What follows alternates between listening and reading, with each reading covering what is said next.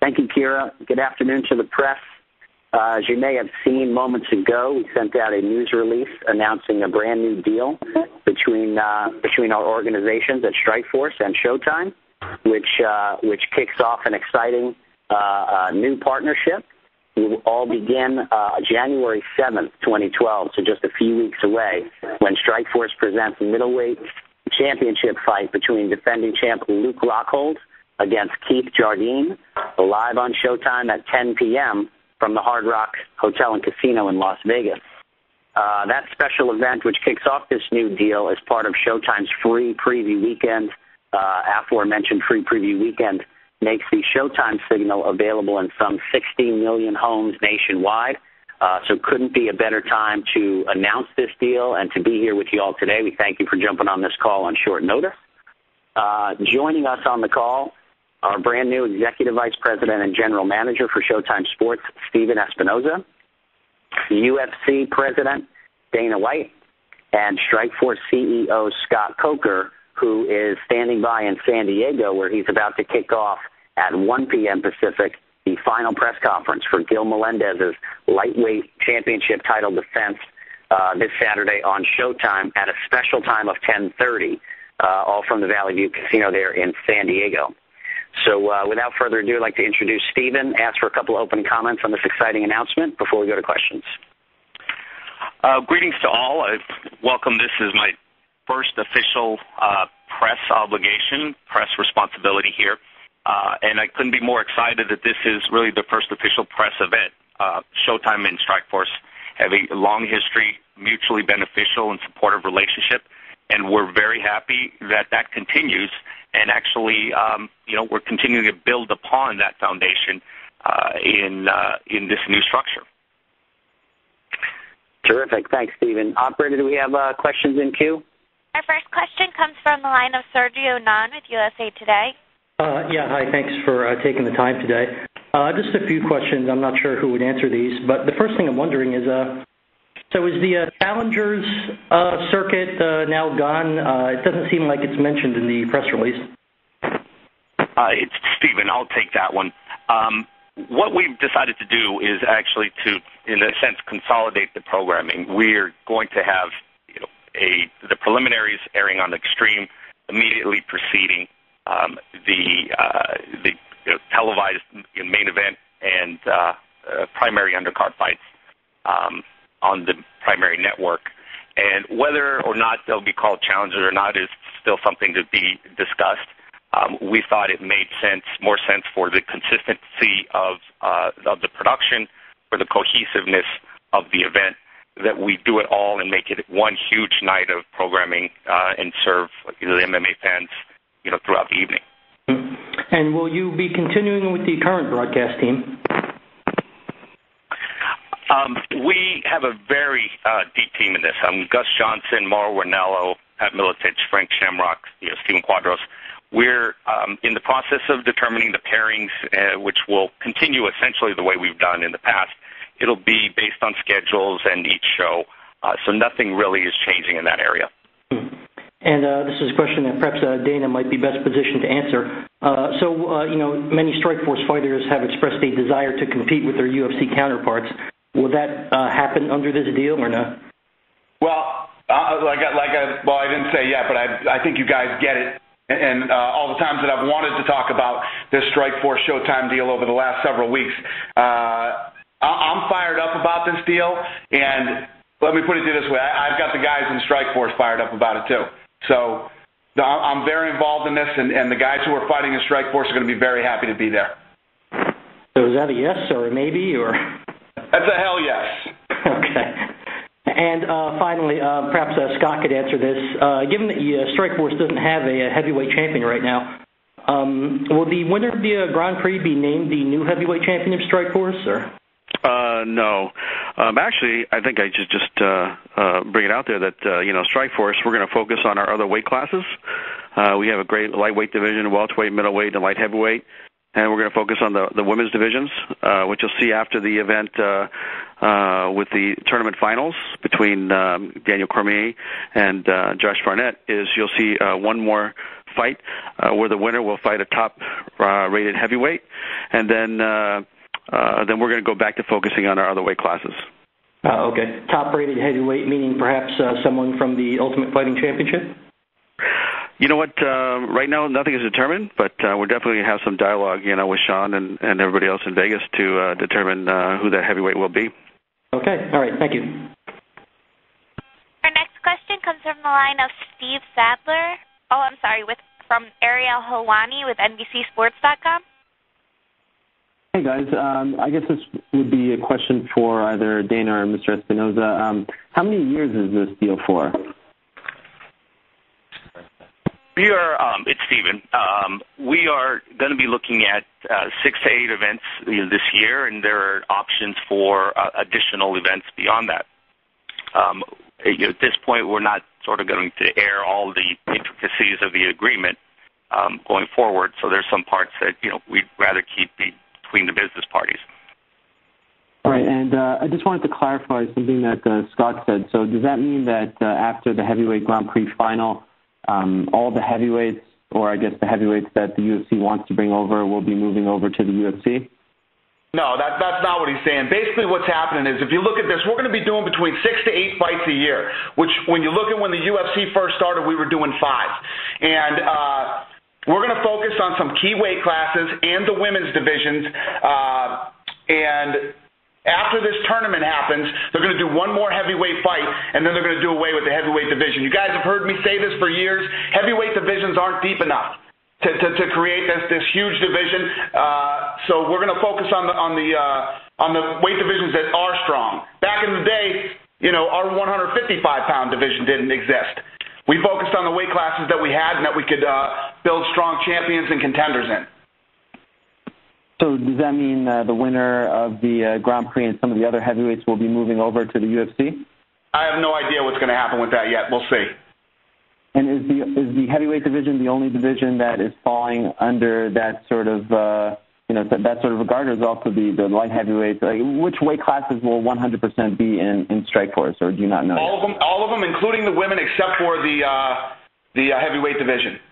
The way we looked at it, again, every weekend, you guys are asking me about the women's division and women and women and women, and the fans are always terrorizing me on Twitter about the women's division. The women's division is very popular. We're going to keep it. And for you, Dana, how did this deal come about? Because it seemed like for a while things weren't looking good, and then it sort of ramped up almost out of nowhere, and now it seems like everyone's very excited. So what needed to be done in order for you to feel comfortable with the deal and extending it? Well, I wouldn't say that it hasn't been looking good since the day that I told you guys that I flew out to New York and met with everybody. Since I made that meeting out in New York, everything's been good. It's just taken a long time to get this thing together and announce the deal. Okay, and one last question about weight classes for anyone out there. Will there continue to be 2 women's division weight classes, or will there just be one and try to mix everyone together? Yeah, this is Scott, Ariel. We're going to continue to run the 2 divisions, and we're going to go out there and scour the planet, get the best females in the world, and bring them to Strikeforce on Showtime. Thanks, guys. Congratulations. So basically what that means is we're keeping one division and Cyborg. Our next question Go ahead. Our next question comes from the line of Dave Meltzer with Yahoo Sports. Yeah, I sort of was going to ask about the same thing. I mean, there's been talk of like Cyborg moving to 135, and Ronda Rousey, who's been fighting at 145, has talked about moving to 135. So it sounds like you're trying to, congregate, the name fighters in one division. I mean, and is that kind of the idea, or is Cyborg going to stay in her division? Both divisions both will stay, Dave. But again, you guys hear me talk about this all the time, the depth in some of these divisions, and I would say Cyborg's division has that problem. But she's a huge star. She's a champion. We're going to keep that division. People are excited to see her fight, so we're going to keep it. And like with this sort of was addressed, but I'm just in a specific with Gilbert Melendez and fighting on Saturday night. What's the possibilities if he were to win this fight and a couple more of going and fighting, whether it's a Ben Henderson or a Clay Guida or the champion, in 2012? I mean, is it something that you're considering, something that's going to happen if he's successful, or something that's not going to happen? I can tell you this: Gilbert Melendez is pumped to stay in Strikeforce. He's one of the big stars in Strikeforce. If he wins his next fight and the next fight after that, he will continue to defend his belt in Strikeforce, and he's absolutely fucking excited about it. Just so you know. Okay. Thanks. Okay, cool. Thank you. Thanks, Dave. Our next question comes from the line of Steven Morocco with MMAJunkie.com. Most of my questions have been asked, but I just had a quick one. One of the main things that was talked about in Strikeforce before the purchase was the possibility of going to pay-per-view, and I know with the new deal things are probably still pretty fresh, but is that even a thought at this point, or am I getting too ahead of myself here? Is it basically about the TV deal and you guys are going to stay on TV and pay-per-view is kind of not really happening at this point? Well, I would never say never to pay-per-view, but we did this deal with Showtime to put the fights on Showtime. Who knows? There could be an opportunity where us and Showtime think that we could do a pay-per-view and a fight should be pay-per-view. Maybe we would. I don't know. I'm not saying we would or we wouldn't, but this is a fight deal for these fights to air on Showtime. And how do these events sort of coexist with the current boxing schedule, and what's sort of the plan of sort of integrating them together in 2012? Well, I'm not sure in terms of integrating. Do you mean sort of that on the same night, or just sort of integrating programming as a whole? Yeah, I mean, on the same night, piggybacking them with each other, basically. It's something that selectively we would certainly consider, when it made sense. But, as it stands right now, we're contemplating doing, at least 4 hours of programming in the same night on just an MMA. So as much as, we all love our boxing and MMA programming, there comes a point where it might be a little bit of overload. But having said all of that, love to be creative. We love to be aggressive. Dana's obviously got a track record of doing, things which are, against the grain and blowing things out. And we'd love to be along for the ride if we can come up with something creative like that. Okay, thanks, guys. Yeah, one of the things I love that these guys are doing is, this free preview. It's going to be open to 60 million homes. So it's a chance for people to tune in, check out the new Strikeforce, check out Showtime, and it's going to be free. So it's Saturday, January 7th. I know you guys have the release, but just reminding you of that one. And now we're going to show all the prelims on Showtime Extreme. So now all the fights will be aired from Strikeforce on Showtime Extreme, and then switch over to Showtime. Our next question comes from the line of Damon Martin with MMAweekly.com. First question, I guess, as we go out to Scott and Dana, is the title situation in Strikeforce. Right now we don't have a welterweight champion or light heavyweight champion. How soon can we see those titles go to new people, or how will that be determined? You can take that, Scott. Yeah, basically, when you think about the fights that we're having, even this Saturday, and the fights we're having in January, it's eventually going to lead to the title fights in the weight classes that you're just speaking about. So, we're going to put some fights together and start working towards a title in each one of those divisions. And you mentioned before with the division, so the four weight classes on the men's side and then the 2 on the women's side, there's not going to be any additional right now? Is it just focusing on those 6 right now then, basically? Yeah, that's correct. Okay. And then as far as the scheduling goes with 8 shows, how is that going to be determined as far as the year goes? Is it going to be, every couple months? Or are you going to be piling them on more in one part of the year or the other? How are you going to do the scheduling with the 8 shows? Is it going to be just kind of like the old days where it was every couple months, or is it still to be determined when those shows will be?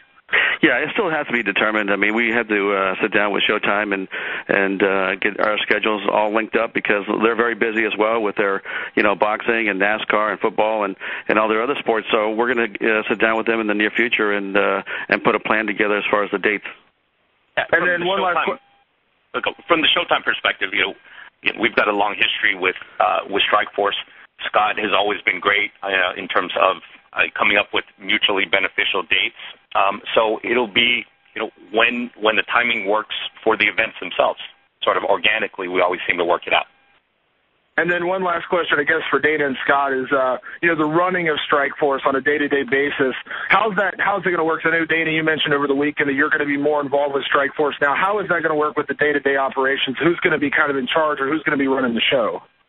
Well, Scott and the crew at Strikeforce run the day-to-day, and obviously I'm involved. I'm involved in both this side and, creatively on the Showtime side, too. So and leading up to the events, I will be at Strikeforce events. I will be when there's a Strikeforce event happening on a Saturday, I will work on the Showtime event just like I do a UFC event. Excellent. Thanks very much, guys. Yep. Our next question comes from the line of Richard Hunter with KRLD Radio in Dallas. Yeah, question for Dana. Dana, in years past, when the UFC was talking to HBO about doing something, or you weren't particularly happy with the old regime at Showtime, now that the network deal is in place with Fox at UFC, was it much easier to decide to make this decision and see the vision moving forward for Strikeforce after the UFC had decided to go with Fox? Because it seems like for Zuffa, this is kind of the best of both worlds, because you're able to have a network arm with the Fox deal and UFC, and then you're also able to have a premium cable deal with Strikeforce. No, actually not at all. The reality is exactly like your question started. I did not have a good relationship with the old regime, and I have a good relationship with the new regime. We went in there, I flew out, we sat down, we talked, we worked this deal out, we kicked some ideas back and forth, and I love what we came up with, and I'm sure you can tell I am genuinely excited about this. I would not be involved, I would not be this enthusiastic about it if I wasn't happy with the deal. One more question, Dana. Would it be fair to assume, we're obviously talking about a superstar like Gilbert Melendez, whether he would move up or stay with Strikeforce? That seems to be decided. But is it safe to assume that on the flip side of that, if there's a UFC fighter that is in years past might be facing a cut, that this might be an alternative to an outright cut, that we could see him fight in Strikeforce?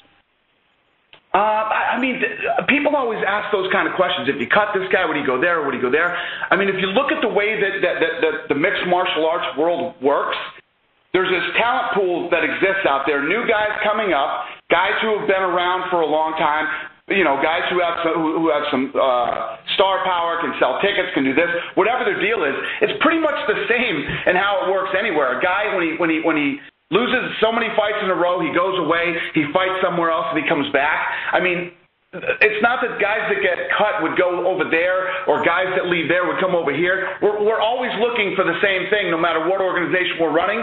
We're looking for the best fighters in the world. Whoever they are at that time, those are the guys we're going after, and those are the guys we're going to sign. And there could always be a situation where a guy left the UFC, but he's won his last 3 or 4 fights, and he makes it, he gets into Strikeforce, or another guy gets into the UFC. We're running both companies, and both companies are looking for the same thing, the best fighters in the world. So case-by-case basis, no strict policy one way or another? Nah, I mean, we're going to run the business just like we do over here. It's exactly the same. It works the same here as it does over there. Thanks. Thank you. Our next question comes from the line of Mike Chiappetta with MMAfighting.com. Dana, would this deal have gotten done if the old regime was still in charge? I mean, do you think Strikeforce would be dead without that? I don't know. Obviously it didn't go well when it was. It probably wouldn't have, but there's no. Listen, let's just cut the bullshit. Me and Ken Hirschman aren't fans of each other. He's not a fan of mine. I'm not a fan of his. He's not there anymore. I flew out there. I like these guys. We did a deal. Period. End of story. Okay, and with this new schedule now, it's going to be only 6 to 8 events a year. How is that going to affect the Strikeforce roster? I don't know how many fighters you have right now on the roster, but how will that affect it? I don't know if either Dana or Scott wants to answer that one. Well, I don't know what you mean by affect the roster. Well, I guess if you're going to be running less Strikeforce events, I mean, are you going to have less fighters on the roster? Well, if you look at, like I said earlier, if you look at how when we first bought the UFC, we were doing 5 shows a year for the first couple of years. and as I started to grow, that's why you had to cut out one of these weight divisions. And if you look at Cyborg's division, it's not a very deep division with a lot of talent. There's going to be some fights that we can make for Cyborg. There's going to be some fights you can make in the other women's divisions, and you can stack the other divisions deep with talent, because that's what you have to do. In order to run a show and establish champions with great contenders, you have to have deep. You got to go deep in every one of those weight divisions. So the answer is yes. That we will be able to. Not only will we be able to keep our roster, we'll be able to sign more guys. Okay. And for Steven Espinoza, please, in 2011, Showtime and N1 had a deal where you guys broadcasted 4 M1 events. I know that came to an end with the last one. Does this deal now with Strikeforce preclude M1 from being on Showtime? Is there any chance that deal could be extended or no? It is a possibility. That's certainly not our focus at this point. Our focus here was getting the deal done with Strikeforce. That has been our primary relationship, our most important relationship, up to this point. And as for an M1 deal or other deals, we'll sort of play it out and see how that continues. Okay, and one last question, maybe for Scott. The Grand Prix final, is there a date that you're looking at for that now, maybe March? Is there anything you can tell us about that? Yeah, it's not confirmed yet, but we're looking still to promote that fight at the end of first quarter. Okay, thanks, guys. Our next question comes from the line of Ken Pishna with MMAweekly.com. Hi, guys. This question's for Dana. I'm going to kind of come off sounding like the wet blanket here probably, but Dana, you've been very excited about this deal and talking about it at recent UFC events. But so far, we haven't really heard a lot of anything that sounds really new about this deal, other than it is a new deal with Showtime, obviously. But what are the specific elements about this deal that have you so excited about the future of Strikeforce and Showtime?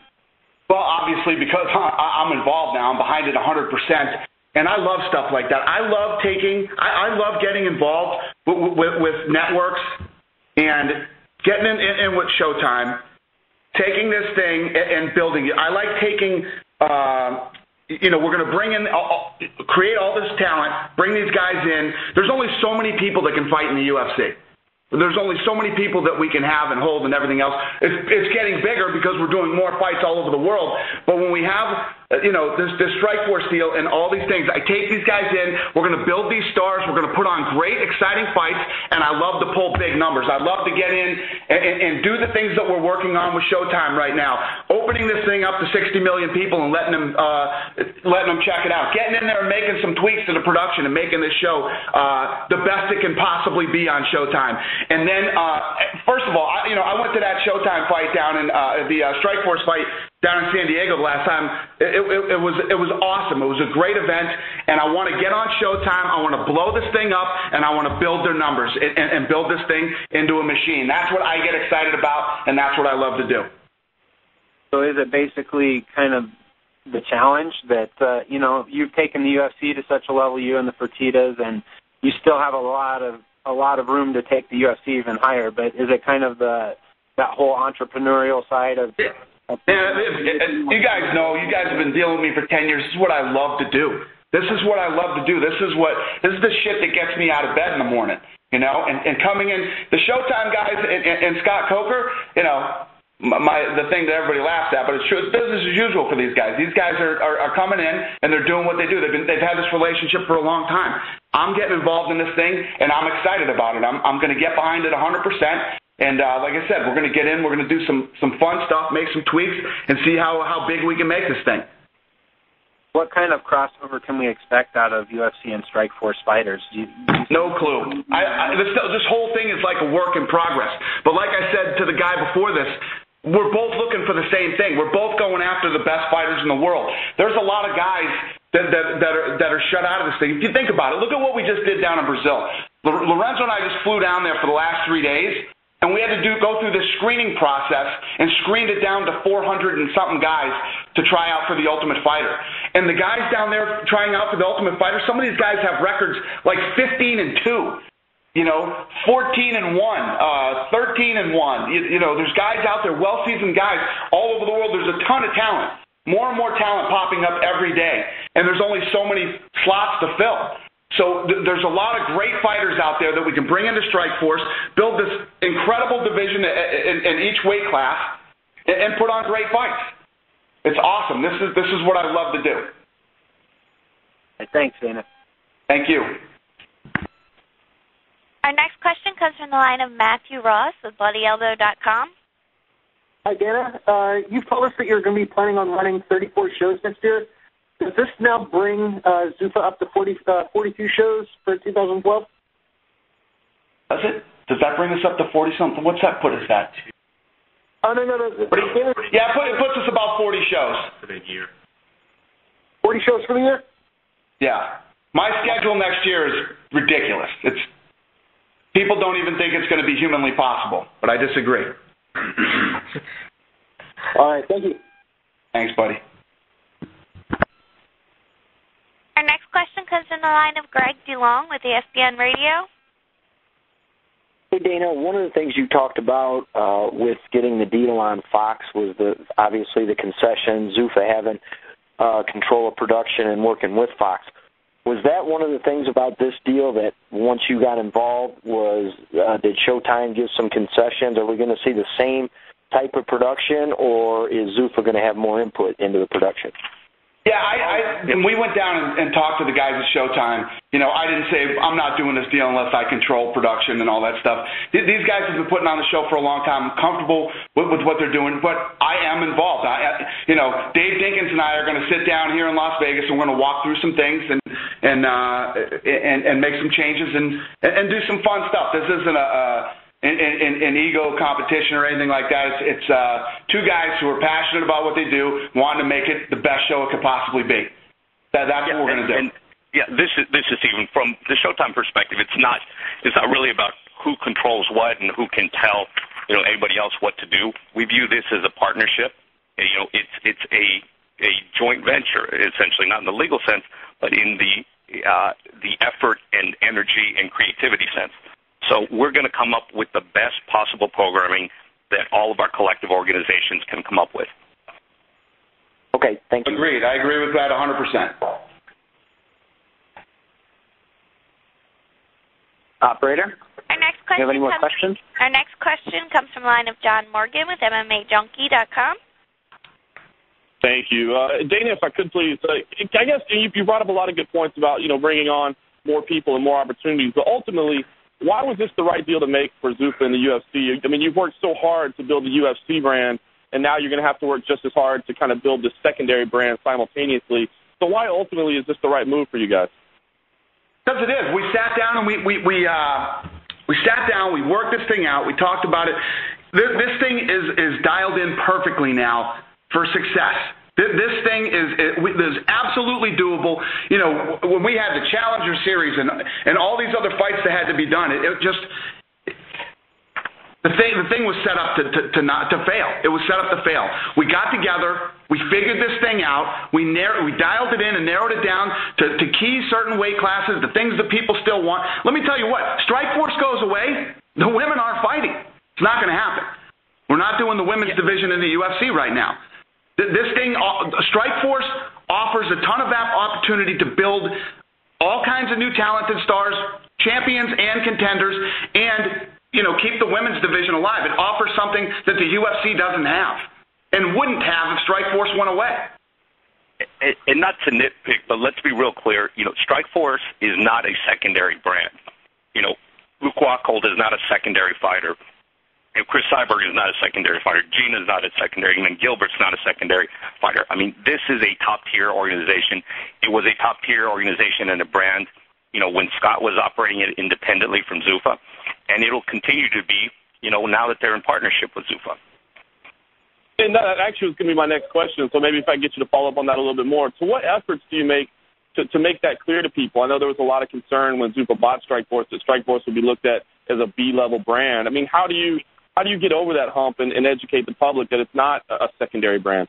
It's going to become clear. Once we start to build contenders and champions and all these things, people already want Gilbert Melendez to fight for the title in the UFC. And as every title holder is established in Strikeforce, that's exactly what's going to happen. You're going to have the people who fall on either side. This guy would definitely beat that guy in the UFC. That guy in the UFC would beat this guy in Strikeforce. It happens. I mean, I got these lunatics thinking that these guys in Japan can win fights over here, for Christ's sakes. You don't think they're going to think that the it happens all the time. Believe me, the Strikeforce guys are going to be legitimate champions and legitimate contenders in any weight class anywhere in the world. Well, now that we're out publicly with this, I think it'll be, as Dana said, very clear very shortly. Once you see the events and see the quality of the events, it's going to be, continued high quality, world class, world champions. Everyone's going to know. It's going to be very clear that this is not a secondary brand. I appreciate that. I guess a final question on that, maybe for Dana. I mean, right now, I think you pretty much have to fight in the UFC to be considered the best in the world. So, do you ever envision a day where a guy could be a Strikeforce champion and be, the best fighter in his weight class? Yeah, it's possible. Absolutely. We're going after the best talent available. And the thing is, I've always said this, and I will always say this till the day I die. There's only one way to find out who's better, and that's that fight. I mean, that's the only way to find out. All right. Thanks, guys. I appreciate it. Our next question comes from the line of Dave Meltzer with Yahoo Sports. Yeah, a couple of questions here. One is this is for Scott, I guess. As far as Miesha Tate defending her championship against whoever it would be, is there kind of a time frame and kind of an idea of the direction that you're going in that? Because I mean, there's been a lot of speculation as far as her next opponent and when it would be, and kind of the deal with that 135-pound division. Yeah, right now, Dave, that fight, Miesha's next date and her next opponent have not been determined yet. But that's something that we'll sit down with John in a real soon fashion here and get that date and find out, because I think that there's going to be a fight out there with Ronda at some point that's going to be very exciting. And Ronda wants to get down to the 135 weight class, which I saw her the other day, and she looked fantastic. She looks like she's training and trying to get down there. And then, Ronda told me, she said, look, I'm not looking to just stay at 135.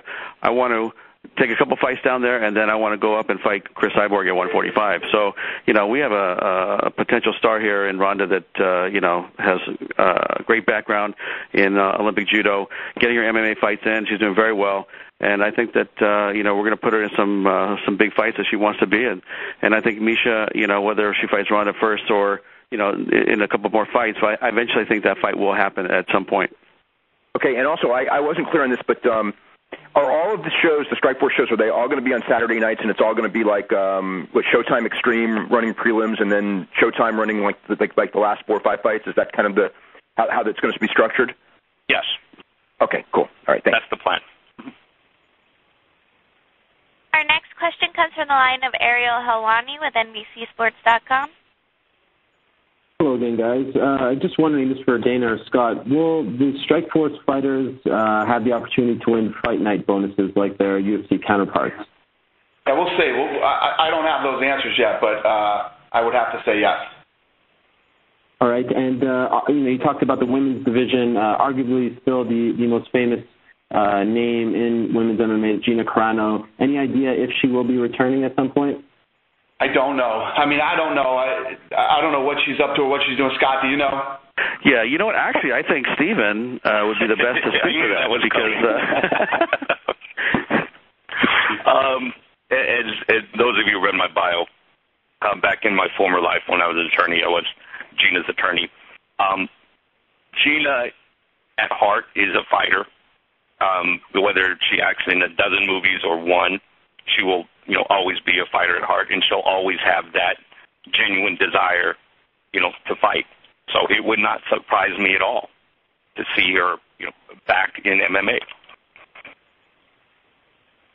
And I will say this is Scott. And the follow-up on that with Steven is, she has a movie coming out sometime in January, the Steven Soderbergh film. January 22nd. Okay, so there you go. A phenomenal movie, by the way. Not to plug it, but reviews have been amazing. She's incredible talent, in and out of the ring. Yeah, it's got a ton of big stars in it, so that's going to come out, and then after that movie comes out, we'll sit down, we'll talk to her, and Steven's going to persuade her to get back in the cage real soon. Yeah, part of my Showtime deal, right? Yes, exactly. And just one last question. This would be for Dana. Yesterday there was a report that Fabricio Werdum was coming back to the UFC to fight Roy Nelson on Super Bowl weekend. Is that correct? I don't know. Who told you that, Ariel?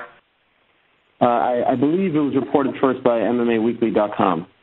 Oh, so we didn't put a statement out saying that? No, that's why I was trying to get the confirmation. Oh, okay. Well, if we did, we would have put a statement out, and I would have already talked to you. All right, I'll take that as a no. Any other questions on things that I didn't announce? No? Okay. Thank you. Our next question comes from the line of Darnell Mason with MMA Hawaii. Thank you very much. All of my questions have been answered. Hey, good luck with the builder, guys. Thank you. Thanks. Thank you. Our next question comes from the line of Tom Nago with FifthRound.com. Hi, guys. I guess this question would be either for Dana or for Scott.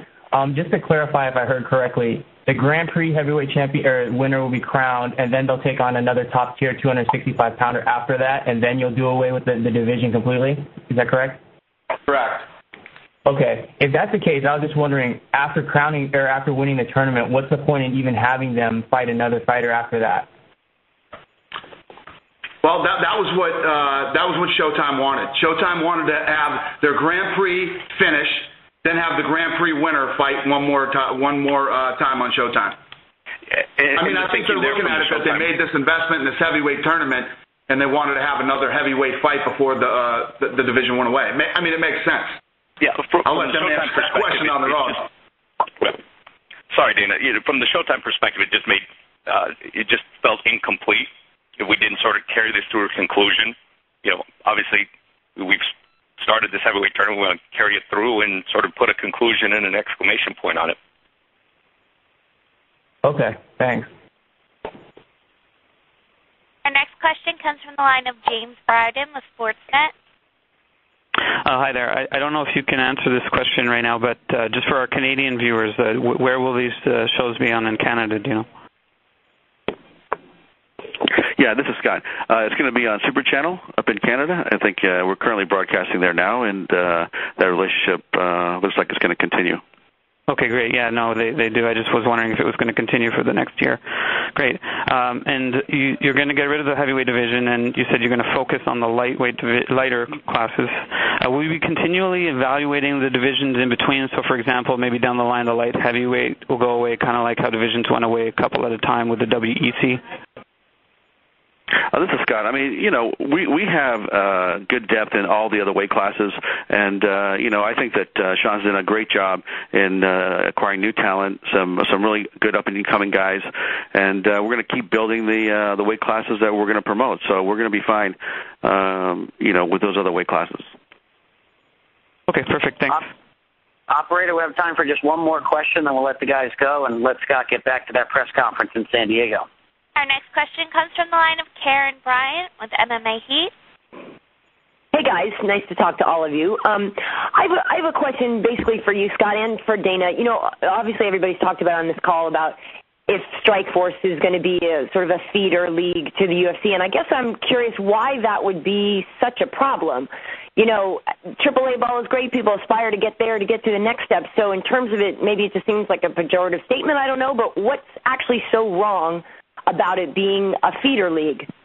I'll take that one first, okay. And I'll let any of the other guys want to answer. There's nothing wrong with being a feeder league, but that's not what this thing is designed to be. So what we're doing, Karen, like I said earlier, is we're going after the best talent out there that we can possibly find. Watch and see what we do over the next year with Strikeforce, and you watch the talent that's built over there. We're not looking at that. A feeder league to me, the definition of feeder league would be when guys lose. You lose your 3 or 4 in a row, you go back down to the minor leagues, meaning you go back down to Strikeforce and you have to win some fights and then we bring you back up. No, when you lose in the UFC, you lose 3 or 4, you go somewhere else and you fight. Now, Strikeforce is going to be looking for the best guys available in the world in every one of these weight divisions and building guys up into contenders and winning titles exactly like we do in the UFC. So it's not going to be a feeder league. You're going to have the knuckleheads that are going to want to say, oh, this is the feeder league, I don't care. It's not a feeder league. It's not going to be built like a feeder league, and it's not – trust me when I tell you, it's going to be the furthest thing from a feeder league. Anybody else want to chime in? Go ahead. Yeah, this is Scott. I mean, if you look at the history of our relationship that we've had with Showtime, it actually started in 2007. And if you look at the fighters that have come across the network and in our events, I mean, it's far from a feeder league. I mean, we've had some of the world's best fighters. We've had some great fights. We've hit record-breaking ratings, and we've had the opportunity to build new stars. So, you know what? I don't think that's a fair statement. Okay, and then to that end of building the stars, I know, with the Fox deal for the UFC, there's so many new programs and so many new opportunities to highlight the talents and show them off in this light and that light. So are there designs on building, I don't know if you would do an Ultimate Fighter type thing for Strikeforce, or what kind of ancillary program are you going to put together to try to make those guys' names more household? This is Scott. I mean, that's all in dialogue. I mean, like Dana said earlier, this thing came across in the last 3-4 weeks. It got really heated and it got done. And I'm sure we can have that conversation sometime in the next 2 or 3 months. Yeah, the exciting part about it from the Showtime perspective is the ability to sort of be creative and get in a room with Scott and Dana and the entire Strikeforce and Zuffa team, and to talk about stuff like that. Everything's on the table at this point. We're just going to open the doors and be as creative and aggressive as we can. Great. All right. Well, good luck. Thank you. All right. Well, thank you, everybody. Dana, Scott, Steven. I want to thank the press for being on the call. Obviously, from Showtime's perspective, we're really excited to be able to be talking about live mixed martial arts and the continuation of that on Showtime in this brand and this incarnation in the new year. It's going to be exciting on January 7th, and we're open, and how to get a hold of the publicist for each organization, and we look forward to hearing from you, and we can continue dialogue and interviews, et cetera, down the line. But for now, we're going to have to cut this call short, cut this call off. Thanks again to everybody, and have a great day, and good luck out there in San Diego. Thanks, Chris. Thanks, guys. Thanks, Dana. Thanks, Steven. Thanks. All right.